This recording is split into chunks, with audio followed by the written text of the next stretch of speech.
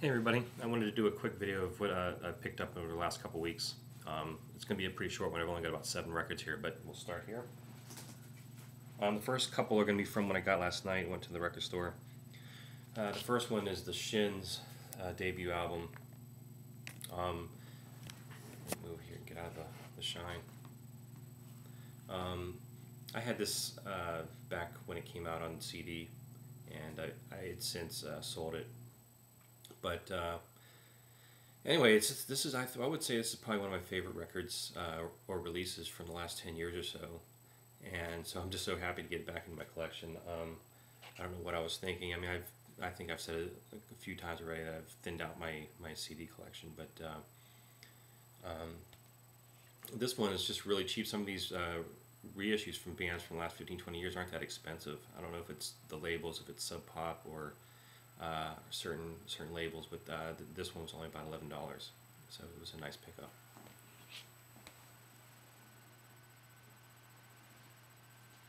Next is the Aluminum Group.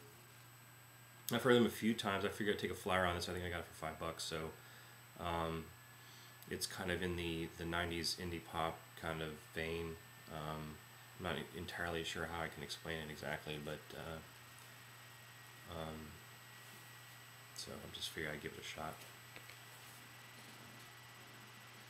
The last one I got, I only got a couple records last night, but this is one I was really happy about getting.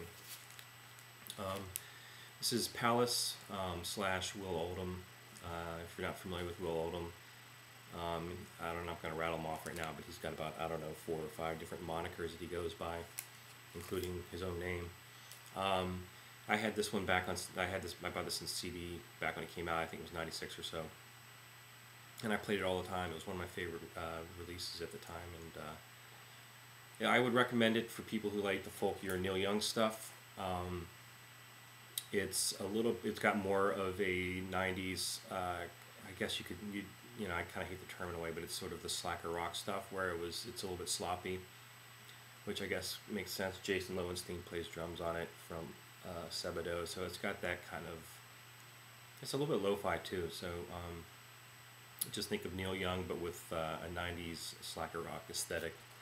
The songs are pretty intense emotionally too. It's probably not for everyone in that sense, because it's just, I guess a lot of people would call it depressing music, but I think I look at it a little bit differently and think of it just as intense and interesting. I'm going to go through these ones pretty quickly here. This is just Rolling Stones, Still Life. I picked this up at the local Goodwill for a couple bucks. It's a live record.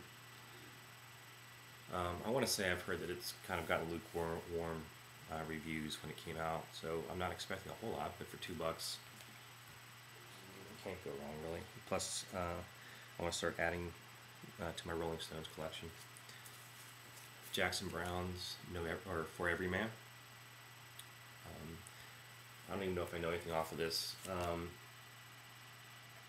but I like Jackson Browne enough. I like Late for the Sky a lot. I had that on CD and vinyl. I haven't even listened to the vinyl yet, but I used to listen to the CD all the time.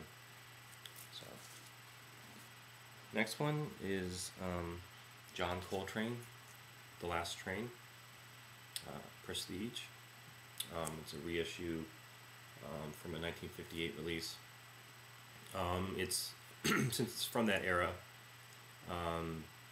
it's kind of got that Giant Steps feel. It's kind of a post-bop or hard bop kind of feel, faster playing. So if you like that sort of thing, I'd recommend it. This one's kind of an intriguing one just because of the cover. I got this for $2 because, as you can see, it's damaged. Some water damage. The record itself is actually in pretty good shape. So for $2, I'm not that familiar with Sonny Stitt, but I know he's from the post-bop era. So just, you know, the cover itself, and called Satan, and he's got that sinister look on his face. It just sort of seemed intriguing. I've only listened to the first track or so, and my impression was that it sounds like it's sort of more of a crossover. It's from '74, so a lot of the jazz players were kind of crossing over a little bit, probably because they weren't making any money playing regular jazz, so they were trying to cross over into other formats to sell more records, I'm sure. The last one is probably my favorite pickup last couple weeks. Lucinda Williams, sorry. World Without Tears. I had heard of her for a long time. I've been into alternative country for a long time, and but I just was never really that familiar with her music, other than what I heard on the radio a little bit. So I figured I'd try to explore it a little. I actually saw Mr. Hoffman pick this up a few weeks back, or whatever. It's been a little while, I guess, but I figured I'd try it out, and I looked on Amazon and saw it for $4. I couldn't believe it, so I snapped it up. It's a double LP, and I've listened to it all the way through once, and I don't think there's a weak track on here. She's a great lyricist, sort of storyteller kind of feel to it.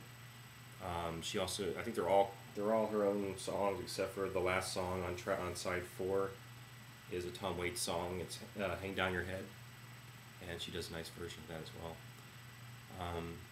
So I would recommend it. It's basically every song, like I said, was good, and the songs tell stories, and her voice is pretty unique. I mean, she's got sort of a twangy sound to her voice, and once you hear it, it's kind of hard to explain, but you can tell that she's got her own sort of style going vocally.